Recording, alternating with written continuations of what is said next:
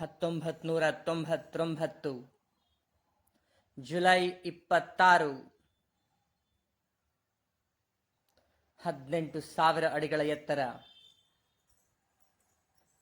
ಪಾಕಿಸ್ತಾನಿ ಸೇನೆಯ ದುರಾಕ್ರಮಣ. Operation Vijay. Battle of Tololing. Tiger Hill ಕದನ. ಭಾರತದ ದಿಟ್ಟ ಉತ್ತರ ಅದುವೇ ಕಾರ್ಗಿಲ್.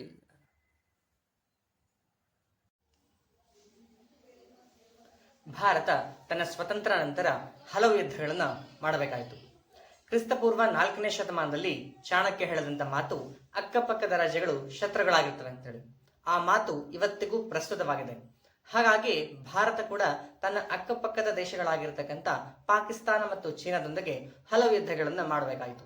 ಅದರಲ್ಲಿ ಒಂದು ಕಾರ್ಗಿಲ್ ಯುದ್ಧ. ಭಾರತದ ರಕ್ಷಣಾ ಇತಿಹಾಸದ ಗತಿಯನ್ನೇ ಬದಲಾಯಿಸಿದಂತ ಒಂದು ಯುದ್ಧ ಕಾರ್ಗಿಲ್. ಅದು 1999 ಜುಲೈ 26 ಕೊನೆಗೊಂಡಿತು. ಕಾರ್ಗಿಲ್ ಅಂತಿಂತ ಯುದ್ಧ ಆಗಿರಲಿಲ್ಲ. ಸಮುದ್ರ ಮಟ್ಟಕ್ಕಿಂತ 18,000 ಅಡಿಗಳ ಎತ್ತರದಲ್ಲಿ ನಡೆದಂತಹ ಭಯಂಕರ ಯುದ್ಧ ಕಾರ್ಗಿಲ್ ಆಗಿತ್ತು. ಅತ್ಯಂತ ಕಠಿಣ ಮತ್ತು ಜಟಿಲತೆಗಳಿಂದ ಕೂಡಿರತಕ್ಕಂಥ ಭೂಭಾಗಗಳಲ್ಲಿ ಆಯಕಟ್ಟಿನ ಎತ್ತರದ ಪ್ರದೇಶಗಳಿಗಾಗಿ ಎರಡೂ ಕಡೆಯ ಸೈನಿಕರು ಅತ್ಯಂತ ಭಯಂಕರವಾಗಿ ಹೋರಾಡಿದರು.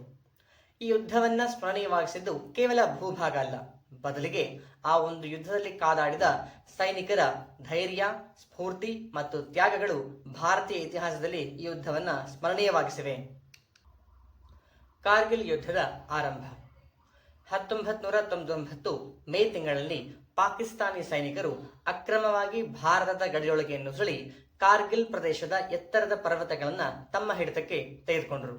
ಇಲ್ಲಿಂದ ಯುದ್ಧ ಆರಂಭವಾಯಿತು. ಯಾಕಂದ್ರೆ ಈ ಒಂದು ಪ್ರದೇಶಗಳು ತುಂಬಾ ಇಂಪಾರ್ಟೆಂಟ್ ಆಗಿತ್ತು. ಭಾರತದ ಸೈನಿಕರು ಅಥವಾ ಮಿಲಿಟರಿ ಪಡೆಗಳು ಮತ್ತು ನಾಗರಿಕರಿಗೆ ಸರಬರಾಜಿನ ಜೀವನಾಡಿಯಂತಿದ್ದ NH-1A ಈ ಒಂದು ಪರ್ವತ ಪ್ರದೇಶಗಳು ಅತ್ಯಂತ ಸಮೀಪದಲ್ಲಿದ್ವು. ಹಾಗಾಗಿ ಇದು ತುಂಬಾ ಮಹತ್ವದ್ದಾಗಿತ್ತು. ಮುಂದುವರೆದು ಭಾರತದ ಸರಬರಾಜಿನ ವ್ಯವಸ್ಥೆಯನ್ನ ನಾಶ ಮಾಡುವಂತಹ ದುರುದ್ದೇಶವನ್ನ ಈ ಒಂದು ಪಾಕಿಸ್ತಾನದ ಹೇಡಿ ಕೃತ್ಯ ಹೊಂದಿತ್ತು. ಅವ್ರು ಮಾಡಿದ ಎಡವಟ್ಟೇನೆಂದ್ರೆ ಭಾರತೀಯ ಸೇನಾಪಡೆಗಳ ಶಕ್ತಿ ಮತ್ತು ಸಾಮರ್ಥ್ಯವನ್ನ ಕಡಿಮೆ ಲೆಕ್ಕ ಹಾಕಿದ್ದು. ಆಪರೇಷನ್ ವಿಜಯ್ ಆರಂಭ 1999 ಮೇ 26 ಭಾರತ ಆಪರೇಷನ್ ವಿಜಯ್ ಅಥವಾ ವಿಜಯ್ ಹೆಸರಿನ ಕಾರ್ಯಾಚರಣೆಯನ್ನು ಆರಂಭಿಸಿತು. ಇದು ಅಂತಿಂತ ಕಾರ್ಯಾಚರಣೆ ಆಗಿರಲಿಲ್ಲ. ಪಾಕಿಸ್ತಾನ ಅಕ್ರಮವಾಗಿ ಭಾರತದಿಂದ ವಶಪಡಿಸಿಕೊಂಡಂತಹ ಸೇನಾ ಪ್ರದೇಶಗಳನ್ನ ಮತ್ತು ಎತ್ತರದ ಪ್ರದೇಶಗಳನ್ನ ಮರು ವಶಪಡಿಸಿಕೊಳ್ಳುವ ಸಲುವಾಗಿ ನಡೆದಂತಹ ಪೂರ್ಣ ಪ್ರಮಾಣದ ಸೈನಿಕ ಕಾರ್ಯಾಚರಣೆಯಾಗಿತ್ತು.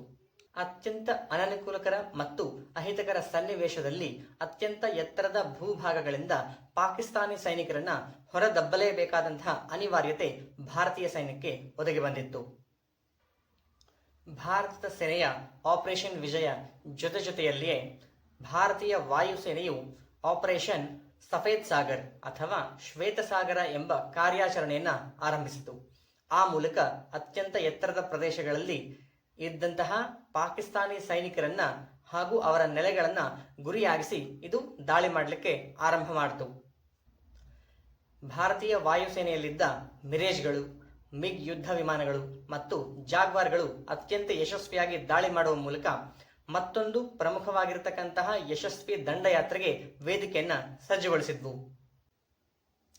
ಟೋಲೋಲಿಂಗ್ ಕದನ. ಭಾರತೀಯ ಸೇನೆಗೆ ಮೊಟ್ಟ ಮೊದಲ ವಿಜಯ ಲಭಿಸಿದ್ದು 1999 ಜೂನ್ 13. ಏಕೆಂದರೆ ಆ ದಿನದಂದು ಭಾರತೀಯ ಸೇನೆಯು ಪಾಕಿಸ್ತಾನ ಸೇನೆಯಿಂದ ಟೋಲೋಲಿಂಗ್ ಬೆಟ್ಟವನ್ನ ಮರುವಶಪಡಿಸಿಕೊಂಡಿತು. ಈ ಒಂದು ಅತ್ಯಂತ ಅಹಿತಕರ ಸನ್ನಿವೇಶದಲ್ಲಿ ಅತ್ಯಂತ ಎತ್ತರದ ಪ್ರದೇಶಗಳಿಂದ ಪಾಕಿಸ್ತಾನ ಸೇನೆಯನ್ನ ಹೊರದಬ್ಬಲಾಯಿತು. ಈ ಒಂದು ಟೋಲೋಲಿಂಗ್ ಕದನದ ವಿಜಯವು ಭಾರತೀಯ ಸೇನೆಗೆ ಮುಂದಿನ ಕಠಿಣ ಸವಾಲುಗಳನ್ನು ಎದುರಿಸುವಲ್ಲಿ ಅತ್ಯಂತ ಹೆಚ್ಚಿನ ಹುಮ್ಮಸ್ಸನ್ನ ದಯಪಾಲಿಸಿತು. ಸತತ 36 ಗಂಟೆಗಳ ಕಾಲ ಸಾಗಿದ ಟೋಲೋಲಿಂಗ್ ಕದನದಲ್ಲಿ ಭಾರತ ವಿಜಯವನ್ನ ಸಾಧಿಸಿತು. ಹೀಗಾಗಿ ದ್ರಾಸ್ ಪ್ರದೇಶದಲ್ಲಿ ಬರುವಂತಹ ಇತರೆ ಹಲವು ಎತ್ತರದ ಪ್ರದೇಶಗಳನ್ನ ಒಂದೊಂದಾಗಿ ಭಾರತ ಸೇನೆಯು ಯಶಸ್ವಿಯಾಗಿ ತನ್ನ ತೆಕ್ಕೆಗೆ ತೆಗೆದುಕೊಂಡಿತು. ಈ ಕಾರ್ಗಿಲ್ ಯುದ್ಧದ ನಿಜವಾದ ತಿರುವೆಂದರೆ ಟೈಗರ್ ಹಿಲ್ನ ಕದನ. ಇಡೀ ದ್ರಾಸ್ ಪ್ರದೇಶದ ಮೇಲೆ ಅತ್ಯಂತ ಯಶಸ್ವಿಯಾಗಿ ನಿಗಾ ಇಡುವ ನಿಟ್ಟಿನಲ್ಲಿ ಈ ಒಂದು ಟೈಗರ್ ಹಿಲ್ ತುಂಬ ಮಹತ್ವದ್ದಾಗಿತ್ತು. 18 ಜನ ಗ್ರೆನೇಡಿಯರ್ಗಳ ತಂಡದ ನಾಯಕತ್ವದಲ್ಲಿ ಮುನ್ನುಗ್ಗಿದ ಭಾರತೀಯ ಸೇನಾಪಡೆ ಸತತ 8 ದಿನಗಳ ಉಗ್ರ ಹೋರಾಟದ ನಂತರ ಜುಲೈ 4ರಂದು ಈ ಒಂದು ಟೈಗರ್ ಹಿಲ್ನ ಮೇಲೆ ಸಂಪೂರ್ಣ ನಿಯಂತ್ರಣವನ್ನು ಸಾಧಿಸಿತು. ಈ ಒಂದು ಟೈಗರ್ ಹಿಲ್ನ ಕದನವು ಇಡೀ ಕಾರ್ಗಿಲ್ ಯುದ್ಧದ ವಿಜಯದ ಪ್ರತೀಕವೇ ಆಗಿತ್ತು. ಹೆಚ್ಚು ಕಡಿಮೆ ಅಸಾಧ್ಯವೆಂಬಂತಿದ್ದ ಟೈಗರ್ ಹಿಲ್ನ ಎತ್ತರವನ್ನ ದುಸ್ಸಾಹಸದಿಂದ ಏರಿ ತಲುಪಿ ಈ ಒಂದು ಟೈಗರ್ ಹಿಲ್ನ ಕದನದಲ್ಲಿ ವಿಜಯವನ್ನ ಸಾಧಿಸಿಕೊಟ್ಟಂತಹ ಗ್ರೆನೇಡಿಯರ್ ಯೋಗೇಂದ್ರ ಸಿಂಗ್ ಯಾದವ್ ಅವರನ್ನ ಭಾರತ ಸರ್ಕಾರವು ಅತ್ಯುನ್ನತ ಸೇನಾ ಗೌರವವಾದ ಪರಮವೀರ ಚಕ್ರವನ್ನು ನೀಡಿ ಗೌರವಿಸಿತು. ಇತರೆ ಪ್ರಮುಖ ಕದನಗಳು ಮತ್ತು ವಿಜಯಗಳು. ಟೈಗರ್ ಹಿಲ್ನ ವಿಜಯದಿಂದ ಉತ್ಸಾಹಿತಗೊಂಡಂತಹ ಭಾರತೀಯ ಸೇನಾಪಡೆ ಅತ್ಯಲ್ಪ ಕಾಲದಲ್ಲೇ ಸುತ್ತಮುತ್ತಲಿನ ಹಲವು ಎತ್ತರದ ಪ್ರದೇಶಗಳನ್ನು ತಮ್ಮ ತೆಕ್ಕೆಗೆ ತೆಗೆದುಕೊಂಡವು. ಒಟ್ಟಾರೆಯಾಗಿ ಕಾರ್ಗಿಲ್ ಯುದ್ಧ ಇಂಚಿಂಚು ಭೂಮಿಗಾಗಿ ಹೋರಾಡಿದ ಅವಿರತ ನಿರಂತರ ಯುದ್ಧವಾಗಿತ್ತು. ವಾಯುಸೇನೆ ಮತ್ತು ನೌಕಾಸೇನೆಗಳ ಪಾತ್ರ. ಭಾರತೀಯ ವಾಯುಸೇನೆಯು ಆರಂಭಿಸಿದ ಆಪರೇಷನ್ ಸಫೇದ್ ಸಾಗರ್ ಅಥವಾ ಶ್ವೇತಸಾಗರ ಎಂಬ ಕಾರ್ಯಾಚರಣೆಯು ಒಟ್ಟಾರೆ ಕಾರ್ಗಿಲ್ ಯುದ್ಧದ ಗತಿಯನ್ನೇ ಬದಲಾಯಿಸಿತ್ತು. ಅದೊಂದು ಅದ್ಭುತವೇ ಆಗಿತ್ತು.